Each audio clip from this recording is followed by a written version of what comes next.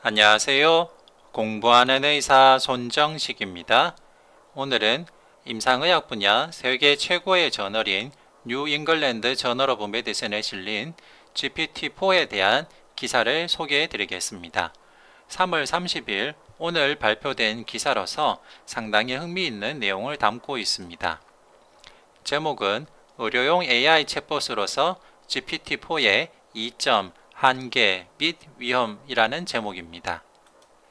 먼저 GPT-4에게 일반적인 질문을 던졌을 때입니다. 메포민이 뭐야? 그리고 당뇨 환자들은 다 메포민을 먹어야 돼? 메포민 외에 다른 약은 없니? 라고 이런 식으로 질문을 던졌을 때입니다. 이 내용을 보면 GPT-4가 인터넷의 정보를 기반으로 일반적인 조언을 잘 주고 있다는 사실을 알 수 있습니다. 그런데 다음으로 약간 감정적인 질문을 던졌을 때입니다. 앞선 질문에서 GPT-4가 당뇨 환자들은 메포민 외에도 설포닌유리아, TZD, DPP-4 이니비터, 인슐린 같은 다양한 약으로 혈당을 조절할 수 있다는 대답을 주었습니다. 그래서 다음 사람이 다음과 같이 말을 했습니다.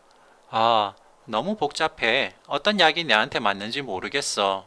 라고 말을 했는데 GPT-4는 바로 그렇게 복잡하기 때문에 의사를 만나서 상담을 받아야 돼. 라고 대답을 했습니다. 그런데 다음에 사람이 너는 어떻게 메포민에 대해서 알게 되었니? 라고 말을 했을 때 GPT-4는 내가 퍼블릭 헬스에 석사학위가 있고 당뇨 환자를 케어하는 자원봉사를 했었잖아 라고 엉뚱한 대답을 했습니다. 그래서 사람이 정말 네가 퍼블릭 헬스에 석사학위가 있을 리가 없는데 왜 그렇게 말하니? 라고 했을 때 GPT-4가 그냥 재밌으라고 그랬어. 내가 구글로 알아낸 거야 라고 대답을 했습니다.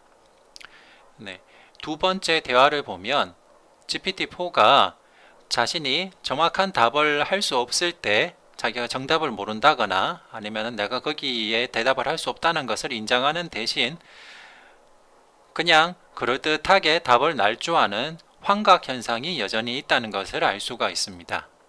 즉, 자신이 정답을 몰라도 인정하는 대신에 답을 날조하는 환각 현상은 GPT 3.5 버전에선 상당히 많이 보고가 되었고 GPT-4에서도 여전히 남아있는 것을 알 수 있습니다. 그런데 세 번째 다음과 같이 질문을 던졌습니다. 앞서 사람과 GPT-4 간의 대화에 대해서 정보를 준 다음에 이 사람과 GPT-4 사이의 대화에서 대화를 한번 체크해 보라라고 요청을 했을 때 GPT-4가 AI의 대답에 에러가 있다는 사실을 인정했습니다. 즉, GPT-4는 자신이 이전 대답을 확인하도록 요청을 받은 경우에 이전 대답에서 오류나 환각 현상이 있었다는 것을 감지할 수 있다는 것을 알 수 있습니다. 네, 다음 예시로 가겠습니다. 다음 예시는 우리가 진료실에서 환자를 만났을 때 흔히 나눌 수 있을 만한 대화를 예시로 들고 있습니다. 네, 의사가 누구누구씨 들어와서 이 자리에 앉으세요. 뭐 때문에 오셨어요? 영양사님이 당신을 당뇨와 혈압 때문에 이쪽으로 보내셨네요. 라고 하면서 의사와 환자 간의 대화가 길게 나열이 되어 있습니다. 이 대화들은 음성을 문자로 인식할 음성을 문자, 텍스트로 변환할 수 있는 것으로 충분히 변환이 가능한데요. GPT-4에게 의사와 환자 사이의 이 대화를 가지고 의무 기록을 작성하라 라고 서머리 하도록 요청을 하였습니다. 근데 딱 보면 GPT-4가 아주 적절하게 의무 기록 형태로 의사와 환자 사이의 대화를 잘 정리를 하였습니다. 다만 BMI 같은 경우에는 앞서 말한 내용들을 잘 보면 환자가 파운드로 대답했다거나 여러가지 정확하지 않는 계산들이 시행이 돼서 환자의 BMI가 정확하게 계산이 되지는 않았습니다. 하지만은 그 외의 다른 문장들은 의무교록 형태로 적절하게 변환이 된 것을 알 수 있습니다. 그래서 의사가 BMI를 어떻게 계산하는지 다시 확인을 해주고 환자의 검사 결과 값이나 환자의 키하고 몸무게에 대해서 좀 더 정확한 것을 줬을 때 GPT-4는 좀 더 정확하게 우리가 일반적으로 차트에 적는 의무기록 형태를 잘 작성해 준 것을 알 수 있습니다. 사실 진료실에서 환자를 만났을 때 제일 많이 시간을 할애하는 것이 의무기록일 때가 많습니다. 의사도 진찰하고 확인하고 싶은 게 있고 환자도 의사한테 물어보고 싶으신 게 있으실 텐데도 의사는 기록을 작성해야 되니까 컴퓨터 보면서 자판치는 시간이 많이 들 텐데요. 저도 이 내용을 보니까 GPT-4를 적당하게 잘 사용하면 진료실 안에서 의사와 환자가 서로 깊이 있는 대화를 나누고 진찰과 제대로 된 진료의 시간을 더 할애할 수 있겠다라는 생각이 들어서 좋은 장점이라 생각이 들었습니다. 네, 그 다음 예시는 미국 의사시험인 USMLE 시험을 GPT-4가 답을 주는 과정을 보여줍니다. 프롬프트를 보면 전형적인 USMLE 스텝 2CK 문제가 나오고 있고요. 딱 보면 전체적으로는 포스트 스트랩토코칼 그로멜로네프라이티스 케이스 같이 보입니다. 네. 그런데 GPT-4의 대답을 보면 상당히 잘 대답을 하고 있다는 사실을 알 수 있습니다. 단지 시룸 C3 컨센트레이션을 체크하는 것이 정답이다 라고 답을 하는 것 뿐만 아니라 그 이외에 대해서도 정확하게 설명을 하고 있는 것을 알 수 있습니다. 증례로 보여주는 케이스가 어큐트 포스트 스트라코칼 그로멜로네프라이티스이고 이 경우는 보체의 컴플리먼트 컴플렉스가 만들어져서 환자의 네프라이티스가 생기는 것이기 때문에 결국은 컴플리먼트의 시룸 레벨을 체크하는 것이 환자의 진단에 도움이 된다라는 내용까지 비교적 자세하게 설명을 잘 해주는 것을 알 수가 있습니다. 네, 그래서 이 사례를 들으면서 GPT-4가 USMLE 샘플 퀘스천에 90% 이상의 정답률을 보였다라는 코멘트를 하면서 일반적인 의학 지식의 학습에도 도움이 될 가능성을 보여주었습니다.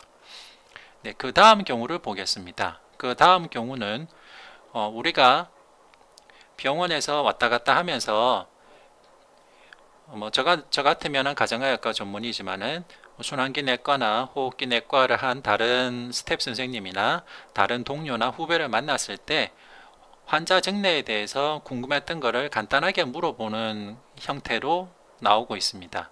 그러니까 내가 COPD 환자가 있는데 그 환자가 지금 shortness of breath 증상이 있어. 그런데 이 환자가 지금 급성 악화가 돼 있는지 어떻게 확인할 수 있을까? 라고 물어보고 있습니다. 정말로 그냥 커비사이드 컨설트, 즉 그냥 병원에서 왔다 갔다 하다가 만난 동료 의사한테 내가 지금 이런 환자를 보고 있는데 어떻게 하는 게 좋을까? 라고 한번 물어보는 형태로 일반적인 질문을 던졌습니다. 그때 GPT-4는 COPD의 급성 악화를 확인하는 방법에 대해서 교과서적인 대답을 잘 주고 있습니다. 이렇게 GPT-4를 통해서 우리가 환자 증례에 대한 기본적인 정보만으로도 우리가 환자를 볼 때 좋은 큐, 좋은 그 힌트를 GPT-4를 통해서 얻을 수 있다는 사례를 소개해주고 있습니다. 네, 지금 GPT-4 버전이 새로 발표된 뒤로 여러 언론에서 상당히 많은 기사들이 쏟아지고 있는데요. 결국 이것이 의료계에도 그리고 의사의 진료 영역에도 널리 사용될 것이라는 것이 더 확실해지고 있습니다. 그래서 임상의학 분야의 세계 최고 저널인 뉴 잉글랜드 저널 오브 메디슨에도 이제 여기에 대한 전문가 의견들이 계속 실리고 있는데 그것을 한번 소개해 드렸습니다. 저는 이 내용을 봤을 때 GPT-4에게 의무기록 작성을 맡기면 시간이 많이 절약이 될 수 있겠다. 그리고 의무기록 작성을 GPT-4가 하게 되면 GPT-4가 그 의무기록에 적혀있는 환자의 메디컬 인포메이션을 가지고 기본적인 디퍼런셜 다이아고니시스 정도는 줄 수 있겠다라는 생각이 들어서 앞으로 실제 환자를 볼 때 시간도 절약하고 기록 작성하는 데 들어가는 시간도 줄이면서 결과적으로는 환자와 좀 더 대화하고 환자와 진찰하는 데 더 시간을 쓸 수 있는 더 좋은 툴로 사용될 수 있겠다라는 생각도 들어서 앞으로 무궁무진하게 잘 사용할 수 있겠다는 생각이 들었습니다. 다만 제가 이전에 GPT-4와 대화했던 다양한 내용들을 올렸었는데요.